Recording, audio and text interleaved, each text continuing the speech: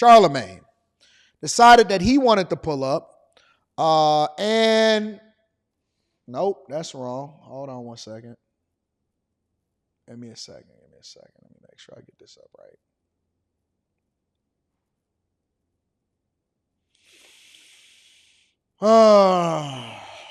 That's not right. Let me see. Charlamagne.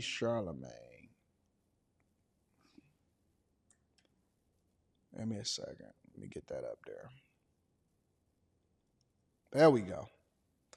All right, Charlamagne pulled up to the New Yorker, and he wanted to give his thoughts on Trump, advice to Kamala Harris, and he also had some thoughts on misogyny and racism with regard to it. Let's see if we can skip to it. We're going to go up to the 6-minute mark, all right? Make sure y'all hit a like for the algorithm, subscribe to the channel, and turn on your notifications. Let's get around here. What people have told me, and I remember MSNBC did an article, and it was like, Charlamagne the God is pushing MAGA messaging. I'm like, damn, why is it MAGA messaging just because American citizens are concerned? Is it a fair question to ask you, are you for Harris or Trump? I'm definitely voting for Kamala Harris. Tell me why. I'm voting for Kamala Harris because I love her opportunity economy plan. You know, like I just said, you know, the issues that I care about is keeping more money in my pocket. And I've seen her over the last 4 years in the White House push for certain things to be done. Like, this isn't new. Like, you could look at things like the American Rescue Plan. And I know businesses in North Carolina that have received, you know, millions of dollars because of things like the American Rescue Plan. I'm a big mental health advocate. I saw her, you know, contribute, not out of her own pocket, but $285 million to increase the amount of mental health professionals in schools. Like, you know, I'm big on maternal health as well, right? Because I've watched my wife have a couple of very tough. So, for those of you that may not be familiar, let's talk about it.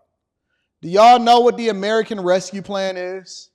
Because some people just hear people say stuff, and he's just saying a whole bunch of stuff real fast, but he's not really saying anything. And this is what he's crediting Kamala Harris with, okay? He says, for example, I seen her give out the American Rescue Plan. The American Rescue Plan. Well, let me share that with you guys really quickly.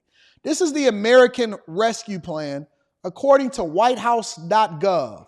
President Biden's plan to provide direct relief to Americans, contain the C-19 virus, and rescue the economy. So the American Rescue Plan, for example, is making sure that you can find the vaccine. If you need health care coverage or help buying food, I have kids, need help with rent, lost my job. So this is basically telling you and breaking down everything related to COVID. So for example, the rent moratorium. The rent moratorium prevented people from being evicted while we were in COVID. It made sure that everybody had vaccines, the jab, in order to be able to survive. It also helped extend more PPP loans, which we know was taken advantage of by people, and the scammers came up hard. So when Charlamagne the God sit here and says a bunch of stuff that don't really mean anything, they make sure that they give you a site where you can get vaccinated.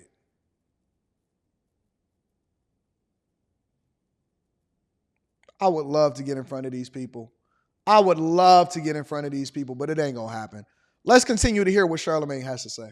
Pregnancies. I've seen her at the front lines of those things. And also, she just cares. She just cares. She just cares. Like, at the end of the day, it feels good, I think, to have an elected official that I know actually cares. What do you make of Donald Trump? I don't think he cares. I don't think Donald Trump cares about anything except for Donald Trump. Mm-hmm. And it baffles my mind that American people can listen to a man say things like he wants to be a dictator for a day, can listen to a man say things like, let's terminate the Constitution to overthrow the results of an election, to listen to a man say he wants to jail his political opponents, he wants to jail journalists. What up, Kerry? We'll be in jail. Yeah, what up, baby? You know what I mean? Yeah. Like, he says these things out of his mouth. Like, we watched him lead an attempted coup of this country. Why would you want that back in the White House? Half the country does. Yeah, that says a lot about our country. That's more of an indictment of the country than it is anything else. What does it say? I mean, I think this is the thing, maybe the more troubling question is half the country is willing to pull the lever for Donald Trump. Every time I talk to people, they talk about the economy. But I'm like, man, since World War.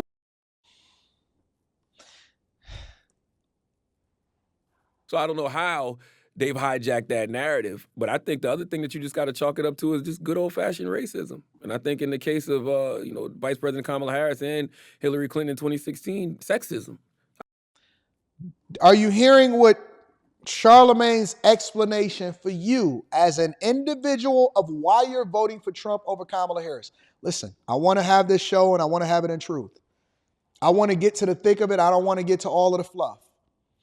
Let me play it again for you just in case you didn't hear it. Listen to what he's saying.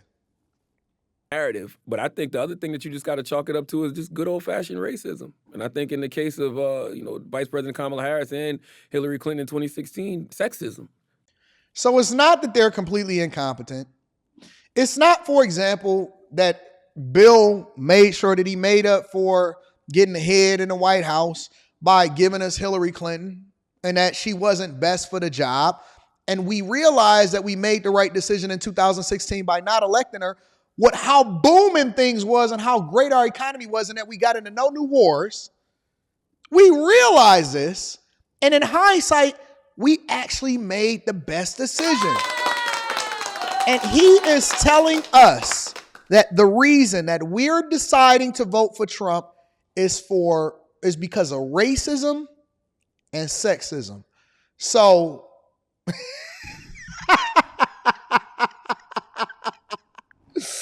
he's right on code. He's right on code with Michelle and Barack, and they all telling the same story and saying the same thing. Hey, listen, if you vote for him, that's a vote against women. And you racist. Oh, I'm sorry, I'm black. Okay, so you sexist. So they want to make sure that they cover all bases. Just in case you're not white, because white people, I've never thought I was going to ever say this in my lifetime back when I was a little kid. I never thought it'd get to the day where white people, especially white men, have become public enemy number one. Yes. I used to go around and do a stream or, it was different people that reacted to me on different things and different content, right? And, if y'all ever go over to the white sector of YouTube, certain white sectors of YouTube, they have some of the same problems and some of the same arguments. They talk about child support and gender wars and the fact that they disenfranchised and they homeless and, we got to go and live in a trailer park and, oh my God, and they be fighting with each other. And if you see them painting in the background and then they'll have a little roach run up the wall and stuff like that. And I never thought that I'd get to the point where I was sitting in a dusty part of YouTube with people that was the opposite hue of me, and they were from the mountains of Caucasus. And they were talking about how broke they were, how disenfranchised they were, and they were still looked at as the enemy because if they go out and they say anything that's different from what you say, then they're automatically going to be labeled as racist. And so not only are white people racist and sexist, they wanted to make sure they covered all bases. So because I'm black, for example, according to how it is that we separate people into groups in order to keep us divided, because I'm black, okay, well, you may not be racist, but you're definitely an Uncle Tom. And you're sexist. So I want to make sure that they cover that base. Okay, so if I don't vote for her, so what do they do to the women? For the black women, oh, I'm sorry, y'all pick-me's. Yeah, you're a pick-me. You're a pick-me. They got a name for us all. If you think for yourself, if you start to see things differently, if you're benefiting from embracing policies that's best for all Americans, which you benefit too because a rising tide raises all boats, you're either sexist, misogynistic, racist, you a ist. Shout out to the ists out here. Shout out to the ists. Let me tell you something. I've never been called more ists in my life than from people that look like me. All of the wars are civil. They're in our own households. They're in our own communities. If you know how to communicate effectively, you think you better than everybody else. You think, you white. You one of them white people. You want to be white so bad. Meanwhile, they over there having snow bunnies in the back room. Oh, man, you know what? Man, I can't believe you ain't getting on code with Kamala Harris. You one of them appropriators. You want to be in Massa's house. Okay, so wait a minute. Kamala Harris can marry a white man, but then I could be racist against myself for not voting in the favor of somebody that is letting illegal immigrants over into this country that don't even look like us. So she can go and be a baby mama to a man that allegedly cheated on his wife and find love, and that's cool because I believe that you should go wherever it is that you want to go and be with who you want to be with and do your own thing. So she can marry a white man, but I'm sexist and racist as a white man or a black man if I don't vote for her and I'm not on code. Make it make sense to me. Okay, so am I against code, but then is she on code? Is she even black? Why are we voting? Why are we having conversation based off identity politics? Why you don't want to talk about what I stand for? Why you didn't ask me what I want?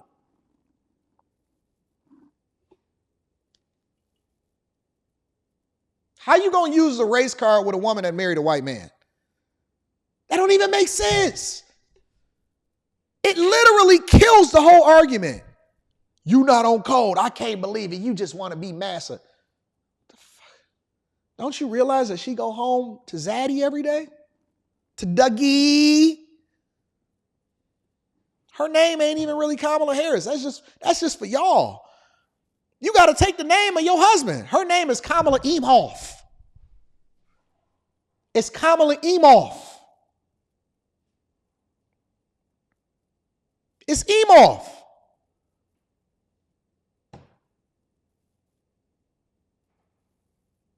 His name is Dougie Eam Off. Doug Eam Off. And shout out to my homeboys that's white out here in these streets because I got a lot of friends that's white. It don't get no whiter than Doug Eam Off. There is no whiter name that you can get outside of Clayton than Dougie Eam Off. But this is what he want to tell us. Narrative. But I think the other thing that you just got to chalk it up to is just good old-fashioned racism. And I think in the case of, Vice President Kamala Harris and Hillary Clinton in 2016, sexism. I just really do. Like, it's still America at the end of the day. There are people in this country who are still just holding on to old ideologies. They don't want to see America be a great American melting pot where all of these different people from all of these different walks of life can live. They like that racist, sexist, bigoted rhetoric that Trump spews. Why is it so hard for her to say that? I think because for whatever reason, like, you hear these elected officials, even when you say, is America a racist country? Okay, you can't say America is a racist country, but you can say that, there's systemic racism in America. I think that is a fair thing to say. Like, I watched her on Fox News the other night, and I loved how she handled Bret Baier. When Bret Baier tried to push her, Bret Baier was like, are you saying the American people are stupid? I can't remember how he worded it, but she was like, no, I would never say that because I don't want to disparage the American people, but my opponent has no problem doing that. And I understand that approach, but I think that it is perfectly fine to acknowledge that those things exist. Because guess what? Hey, what is it going to take? Here's my question to the people that's watching this. Shout out to all 6,000 plus that's watching this on YouTube. Here's my question, because y'all need to hit a like for the algorithm, and I cook. And this is the best morning show on the face of the earth, bar none. If you're not sending this to your friends and family, if you have not subscribed, make sure you subscribe right now, because we do this Monday through Friday and we get it in. We never miss. What does it take to kill this whole racism thing? Because this is in 2024. I don't feel it. We in America. I'm feeling very comfortable. At what point do we stop doing this whole race? What is it going to take? What is it going to take to kill racism? Somebody give me a solution.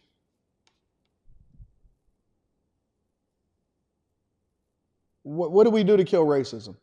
Because I'm tired of people making excuses, and I'm tired of people running in the victim Olympics and continuing to say racism for everything. Anything that they can't substantiate an argument with, they say is misogynistic or is racism. I can't get ahead in life, racism. I didn't get the job, racism. even though it was a black woman that interviewed you. I smell like weed, systematic racism. I'm sliding on my ops. It's because I was raised in a system that claimed racism. I sold drugs to my community. It was racist. It was racist.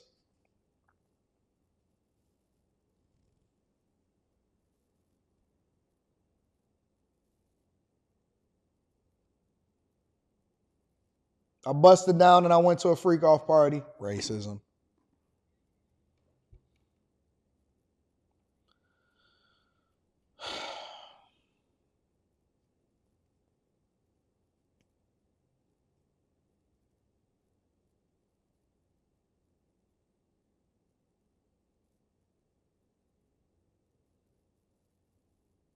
I'm reading the chat. I'm looking at it.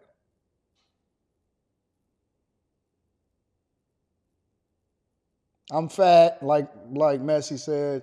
I'm fat, racism.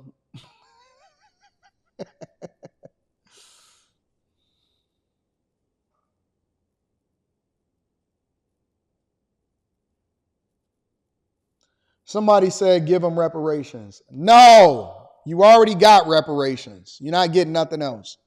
That's it. And losers don't tell winners what to give them. Losers don't tell winners what to give them. You can't get, okay, all right, let me ask y'all another question, since y'all want reparations so bad.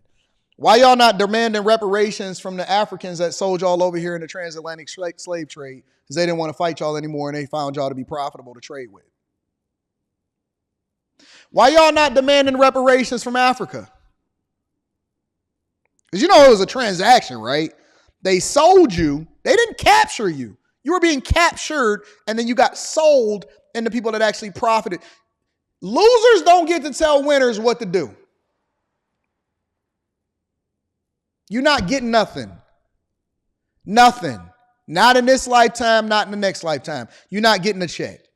Closest you was going to get is a PPP loan, and half of y'all is going to jail for that. You're not getting nothing. Let it go and fix your family and stop having kids out of wedlock and stop selling dope to your community.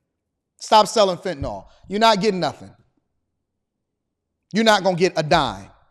Stop wasting your time and your energy begging and go and get you $1 million. Stop wasting your time and your energy begging. You not getting nothing. All they doing is spending money to give it to somebody else to study it so that they can evaluate whether or not you're going to get it. Hey, we put $500,000 over there. We put $3 million over there to study it. That means they created another position in their administration to satisfy you temporarily in order to pay somebody else and to pay all of these people $250,000 a year in order to go study reparations. You're not getting nothing. Just forget it. Let it go. It's over. You lost, but now you've been integrated. You got civil rights. You can vote. You can go to college. You can do anything that you want to do. Anything after this is on you, big dog. You're not getting nothing. Nobody's going to give you nothing. They're not going to allocate $3 trillion, $17 trillion in order to get you a new Cadillac Escalade so you can be out here sliding on your ops like Lil Durk. It's over. It's over. Let it go. I know it's profitable for some people to talk about it on YouTube as a talking point, and they're going to get their money as a result of it. But you, Quintavious, Thessalonius, whatever y'all names are, Shekinah, whatever you are, you're not getting a dime. Nothing. All y'all gonna do is go get a bunch of BBLs and a bunch of Cadillacs and be parking them on your lawn. It's over. No more Jordans, no nothing. No nutching. Not giving you nothing. Shout out to Charlamagne for the great content so I can continue to hold y'all accountable.